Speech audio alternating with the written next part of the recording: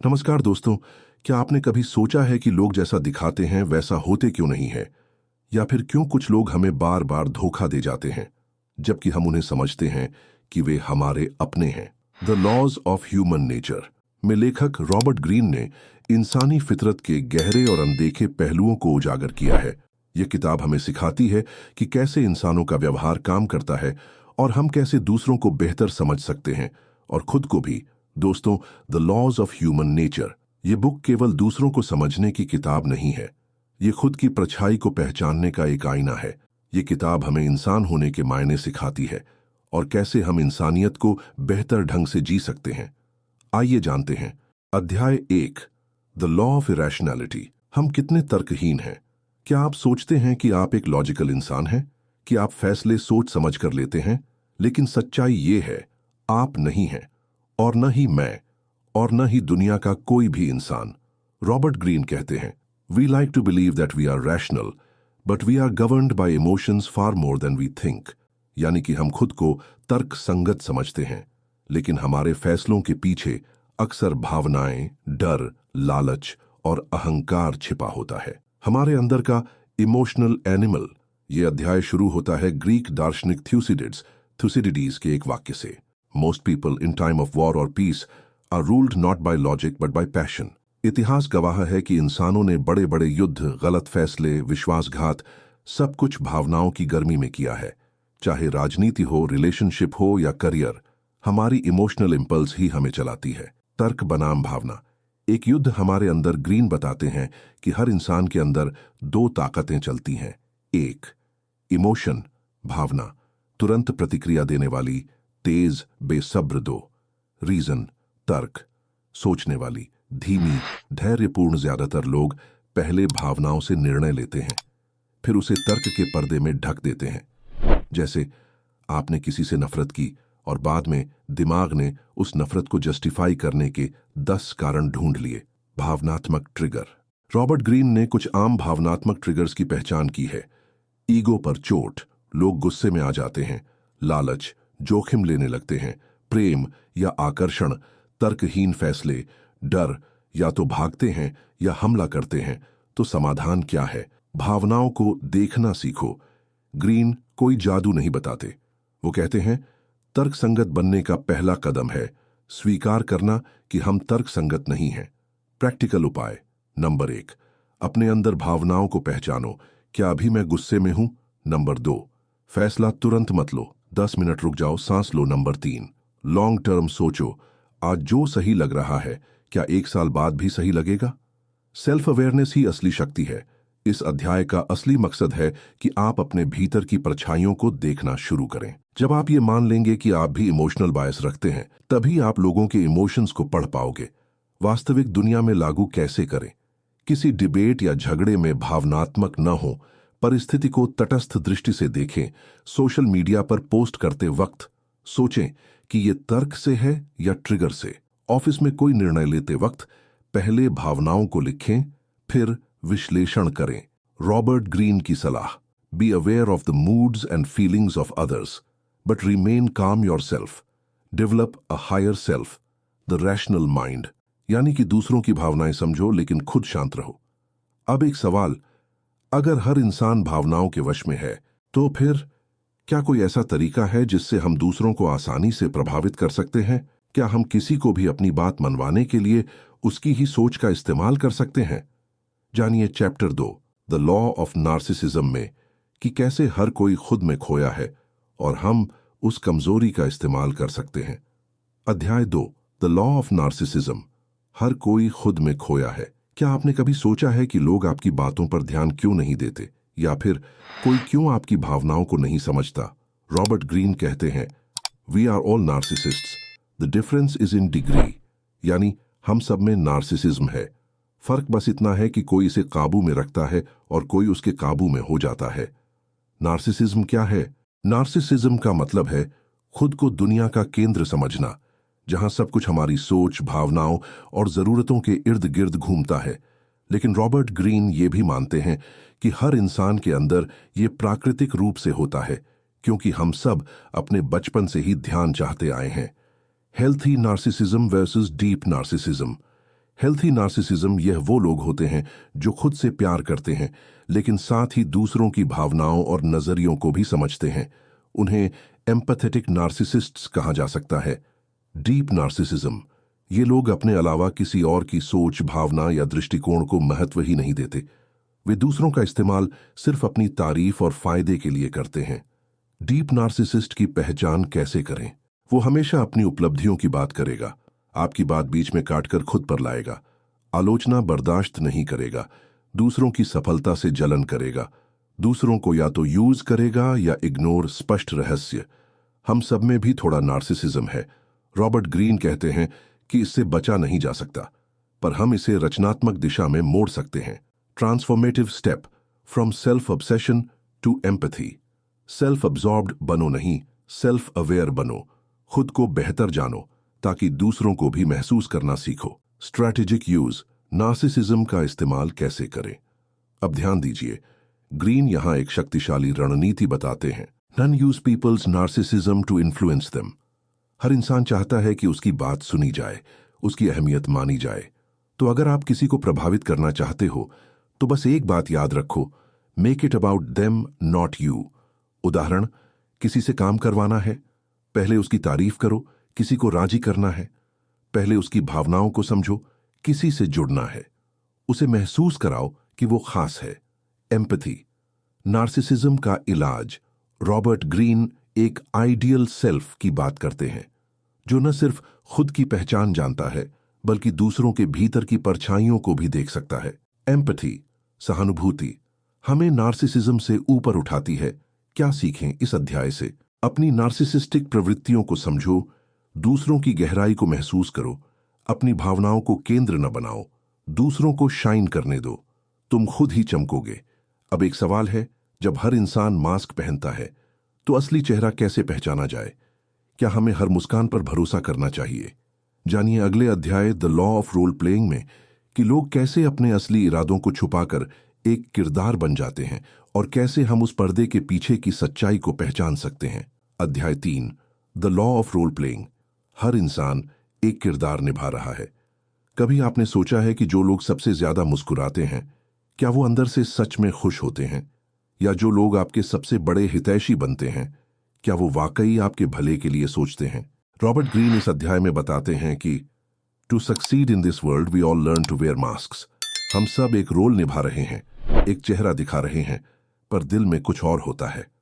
दोस्तों, role playing क्या है? बचपन से ही हम सीखते हैं कि कौन सी बात कब कहनी है, कैसे दिखना है, ताकि हम स्वीकृति, प्यार या ताकत पा सकें। स्कूल में अच्छे बच्चे बनते हैं, ऑफिस में प्रोफेशनल दिखते हैं, सोशल मीडिया पर खुशहाल दिखते हैं, मगर सवाल ये है, क्या यही हमारी असली पहचान है? दुनिया एक मंच है और लोग अभिनेता रॉबर्ट ग्रीन कहते हैं कि लोग अपनी असली मंशा छुपाते हैं क्योंकि उन्हें डर है कि सच्चाई कहने से नुकसान होगा। वो दूसरों को प्रभावित करना चाहते हैं, वो अपने फायदे के लिए भावनात्मक नकाब पहनते हैं। यही वजह है कि हमें दूसरों को सिर्फ उनके शब्दों से नहीं, उनके व्यवहार के पैटर्न से पढ़ना चाहिए। कैसे पहचानें असली चेहरे? नंबर 1, माइक्रो एक्सप्रेशंस देखें। कभी कभी कोई बात कहने के समय चेहरे पर हल्की सी नफरत, जलन या असहजता झलकती है, यही उनका सच होता है। नंबर 2, गर्दन और हाथों की हरकतें पढ़ें। शरीर का भौतिक व्यवहार ज्यादा सच बोलता है, मुंह से निकली बातों से नहीं। नंबर 3, कंसिस्टेंसी जांचें। अगर कोई इंसान बार बार एक ही तरीके से एक्टिंग करता है लेकिन कभी फिसल जाए तो वहीं से असली रूप दिखाई देता है। अपने मास्क को भी पहचानो। यह अध्याय सिर्फ दूसरों को पढ़ने की बात नहीं करता, यह कहता है तुम खुद कौन हो। क्या तुम भी अपने बॉस को खुश करने के लिए हर बात में यस सर कहते हो? क्या तुम सोशल मीडिया पर मुस्कुराकर असल जीवन की तकलीफें छुपाते हो? अगर हां, तो तुम भी एक किरदार निभा रहे हो। ऑथेंटिसिटी सबसे बड़ा हथियार। रॉबर्ट ग्रीन कहते हैं कि दुनिया में जो लोग सबसे ज्यादा प्रभावशाली होते हैं वो हैं जो खुद को जानते हैं और सच बोलने की हिम्मत रखते हैं। ऑथेंटिक लोग भरोसा बनाते हैं, संबंध मजबूत करते हैं और मास्क पहनने की मजबूरी से आजाद रहते हैं। प्रैक्टिकल लेसन्स, लोगों को उनके पैटर्न और हाव भाव से पहचानो। सामने वाले की तारीफों से बहल मत जाओ, खुद में भी वो नकाब ढूंढो जो तुम रोज पहनते हो। धीरे धीरे सच बोलना सीखो, क्योंकि वो ताकत देता है। एक खतरनाक सत्य, जितना बड़ा इंसान उतना बड़ा उसका किरदार। राजनेता, सेलिब्रिटी, नेता, बॉस, सभी अपने चेहरे के पीछे कुछ छुपा रहे हैं। इसलिए आंखें खुली रखो और दिल साफ। अब एक सवाल, जब लोगों का असली चेहरा सामने आता है तो हम अक्सर हैरान क्यों हो जाते हैं? क्यों कुछ लोग बार बार एक ही गलतियां करते हैं? क्या इंसानों के व्यवहार में कोई पैटर्न छिपा होता है? जानिए अगले अध्याय the law of compulsive behaviour में, जहां हम जानेंगे कि क्यों इंसान बार बार वही गलतियां करता है और कैसे हम भविष्य देख सकते हैं किसी के अतीत को पढ़कर। Chapter 4, the law of compulsive behaviour. हर इंसान बार बार वही गलतियां क्यों दोहराता है? क्या आपने कभी किसी को बार बार एक ही रिलेशनशिप में धोखा खाते देखा है? या कोई दोस्त जो हर बार नया बिजनेस शुरू करता है और हर बार फेल हो जाता है? ऐसा क्यों होता है? रॉबर्ट ग्रीन इस अध्याय में कहते हैं, the character is deeply ingrained, it repeats itself. यानी इंसान का चरित्र इतना गहरा होता है कि वो बार बार वही काम करता है, वही सोच, वही प्रतिक्रिया, वही परिणाम। बिहेवियर इज पैटर्न्ड, व्यवहार एक आदत नहीं, पहचान है। ग्रीन कहते हैं कि इंसान अपने अनुभवों, बचपन, भावनात्मक घाव और अभाव से एक कोर पर्सनैलिटी बनाता है, और फिर वही पर्सनैलिटी हर निर्णय, रिश्ते और प्रतिक्रिया में झलकती है, चाहे वो खुद को कितना भी बदलने की कोशिश करे। हम सब अपनी जिंदगी की एक ही स्क्रिप्ट को बार बार प्ले कर रहे हैं। जो एक बार झूठ बोलता है वो दोबारा बोलेगा, जो एक बार धोखा देता है वो फिर देगा, जो हर बार डर कर भागता है वो भविष्य में भी भागेगा। The mask cracks, the pattern remains. आपने अक्सर लोगों को यह कहते सुना होगा, अब की बार मैं बदल गया हूं, मुझे सबक मिल गया है, अब मैं वैसा इंसान नहीं रहा। रॉबर्ट ग्रीन कहते हैं, ये सब बातें अक्सर सिर्फ आत्म धोखा होती हैं। अगर किसी ने अपने भीतर की प्रोग्रामिंग को नहीं बदला तो उसकी हर माफी सिर्फ अगली गलती का ट्रेलर है। कैसे पहचाने किसी का pattern? Science of repetition. Number 1, repeated emotional responses. हर बार संकट में एक ही तरह से रिएक्ट करना, गुस्सा, डर, भाग जाना, चुप रह जाना। Number 2, consistent conflict themes. बार बार एक जैसे रिश्तों में टूट फूट होना, जैसे हमेशा नाराज पार्टनर, धोखेबाज दोस्त, toxic boss. Number 3, unchanging thought process. हर बार नया बहाना, लेकिन सोच वही, मेरे साथ ही क्यों होता है? कैसे तोड़ें इस चक्र को? How to break the cycle. Robert Green सुझाव देते हैं कि असली बदलाव सिर्फ तभी संभव है जब आप नंबर 1, अपने बिहेवियरल पैटर्न्स को ऑब्जर्व करें। कब, कैसे और क्यों मैं रिएक्ट करता हूं, यह पहचानना शुरू करें। नंबर 2, अपने पास्ट फेलियर्स का विश्लेषण करें। हर बार क्या कॉमन था, मैं किस हिस्से को रिपीट कर रहा हूं। नंबर 3, एनवायरनमेंट और लोगों को बदलें। कभी कभी गलतियां दोहराने के लिए जिम्मेदार सिर्फ आप नहीं, बल्कि वो माहौल भी होता है जो आपकी पुरानी सोच को पोषण देता है। Character intentions. ग्रीन कहते हैं, नेवर जज पीपल बाय देयर वर्ड्स, जज देम बाय देयर पैटर्न्स। इंसान जो बार बार करता है वो ही उसका असली चेहरा है। यह अध्याय हमें सिखाता है कि लोग वैसे नहीं होते जैसे वो दावा करते हैं, बल्कि वैसे होते हैं जैसा उनका अतीत कहता है। कि खुद को बदलने के लिए इरादों से ज्यादा पैटर्न तोड़ने की जरूरत है। कि दूसरों को समझने का सबसे सीधा तरीका है उनके इतिहास को देखना, न कि उनके चेहरे को। अब एक सवाल, जब इंसान अपनी गलतियों को दोहराता है तो क्या वो जानबूझकर करता है, या उसके अंदर कोई छिपा हुआ अधूरापन है जो उसे ऐसा करने पर मजबूर करता है? जानिए अगला अध्याय द लॉ ऑफ कविटसनेस में, जहां रॉबर्ट ग्रीन बताते हैं कि लोग हमेशा वही चाहते हैं जो उनके पास नहीं होता, और कैसे ये इच्छा उन्हें अंधा बना देती है। Chapter 5, the law of covetousness. हमेशा वो चाहिए जो हमारे पास नहीं है। यह अध्याय बहुत गहरा है, क्योंकि यह उस आंतरिक अधूरेपन, इनर वॉइड को उजागर करता है जिससे हम सब कभी न कभी गुजरते हैं। चाहे वो चीज हो, इंसान हो, पैसा हो या नाम, हमारी इच्छा हमेशा उस तरफ भागती है जो हमारा नहीं है। यहां है इसका पूरा विस्तार, एक वीडियो स्क्रिप्ट शैली में, पूरी तरह वास्तविक और प्रेरणादायक, ताकि दर्शक न सिर्फ समझें बल्कि जीवन में कुछ बदलाव भी लाए। अध्याय 5, द लॉ ऑफ कविटसनेस। क्यों हम हमेशा वो चाहते हैं जो दूसरों के पास है? क्या आपको कभी ऐसा लगा है कि जैसे ही कोई चीज मिल जाए उसका चार्म खत्म हो जाता है? जो आपके पास है वो कम और जो दूसरों के पास है वो ज्यादा अच्छा लगता है। आप किसी को तब तक नहीं चाहते जब तक वो किसी और का ना हो। रॉबर्ट ग्रीन कहते हैं, human desire is insatiable. The moment we get what we want we start craving the next. यानी इंसानी इच्छा कभी संतुष्ट नहीं होती। हमें हमेशा अगली चीज, अगली खुशी या अगला इंसान चाहिए जो अभी हमारा नहीं है। कवेटसनेस यानी लालसा क्या है?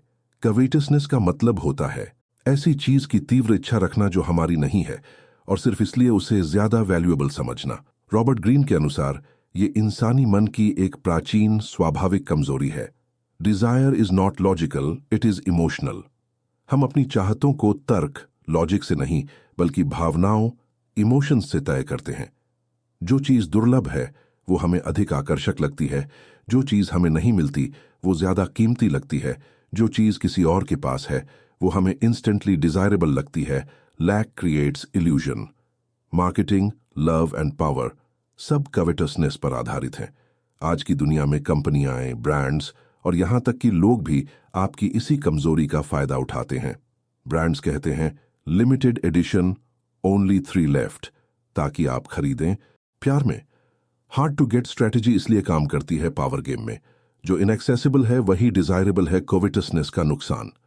नंबर 1, हम हमेशा अधूरे रहते हैं। हमें लगता है बस ये चीज मिल जाए जिंदगी बदल जाएगी, लेकिन मिलते ही अगली चीज चाहिए। नंबर 2, हम अपनी शांति खो देते हैं। तुलना, जलन, लालच ये सब कवेटसनेस से जन्म लेते हैं। नंबर 3, हम गलत निर्णय लेते हैं बिना जरूरत के रिश्ते, खर्च, नौकरी बदलना सिर्फ इसलिए क्योंकि हमें लगा दूसरी चीज बेहतर है। कैसे नियंत्रण पाएं इस लालसा पर? 1, डिजायर को ऑब्जर्व करो, रिएक्ट मत करो। जब अगली चीज की चाह जागे, रुकिए, सवाल पूछिए, क्या ये वाकई मेरी जरूरत है या सिर्फ मेरी भावना? 2, ग्रैटिट्यूड प्रैक्टिस करें। जो आपके पास है उसे अप्रिशिएट करना शुरू करें। रॉबर्ट कहते हैं, true contentment is the enemy of covetousness. 3, illusion को पहचानिए। दूसरों की जिंदगी हमेशा इंस्टाग्राम जैसी नहीं होती। वो भी इंसान है, उनकी भी परेशानियां हैं। इस अध्याय से क्या सीखें? इच्छाएं कभी खत्म नहीं होंगी, लेकिन हम उनके गुलाम बनने से इनकार कर सकते हैं। चीजों के पीछे भागने से बेहतर है खुद को समझना और इवॉल्व करना। कंपैरिजन छोड़ो, ग्रोथ पर ध्यान दो। अधूरेपन को बाहर से नहीं भीतर से भरना सीखो। अब अंतिम सुझाव, जीवन में इस किताब को कैसे उतारें। नंबर 1, खुद का ऑब्जर्वर बने। हर प्रतिक्रिया, हर भाव, हर इच्छा को एक आउटसाइडर की तरह देखो। मैं ऐसा क्यों सोच रहा हूं? यही अवेयरनेस ही पहला कदम है बदलाव का। नंबर 2, पेशेंस की प्रैक्टिस करें। लोगों को, चीजों को, अपनी प्रोग्रेस को वक्त दो। जल्दी के चक्कर में हम सबसे ज्यादा गलतियां करते हैं। नंबर 3, दूसरों को पढ़ना सीखें, लेकिन पहले खुद को पढ़ें। यह किताब दूसरों को समझने की बात करती है, पर सबसे बड़ा इंसान जिसे समझने की जरूरत है वो आप खुद हैं। नंबर 4, इंसानी स्वभाव को शत्रु नहीं, स्टडी का विषय बनाओ। लोग जैसे हैं वैसे ही रहेंगे। बदलाव बाहर से नहीं, अंदर से लाओ। अंतिम प्रश्न जो आपके जीवन को एक नई दिशा दे सकता है, अगर आपकी इच्छाएं कभी खत्म नहीं होंगी तो क्या आपने कभी सोचा है आप भाग्य किस चीज के पीछे रहे हैं? क्या आप सच में वो जीवन जी रहे हैं जो आपने खुद चुना है, या बस उन चीजों के पीछे भाग रहे हैं जो दूसरों ने आपको डिजायरेबल बना दी? आभार और प्रेरणा। रॉबर्ट ग्रीन की यह किताब एक आईना है जो न सिर्फ दूसरों को बल्कि खुद को देखने का नजरिया देती है। अगर आपने इसे गहराई से सुना, समझा और अपनाया तो यकीन मानिए आप इंसानों की दुनिया में असाधारण बन सकते हैं। अगर आप भी इंसानी फितरत की गहराइयों को समझना चाहते हैं तो इस किताब को पढ़िए और वीडियो को लाइक, शेयर और सब्सक्राइब करना मत भूलिए। कमेंट में बताइए कि आपको कौन सा लॉ सबसे ज्यादा रिलेटेबल लगा। धन्यवाद।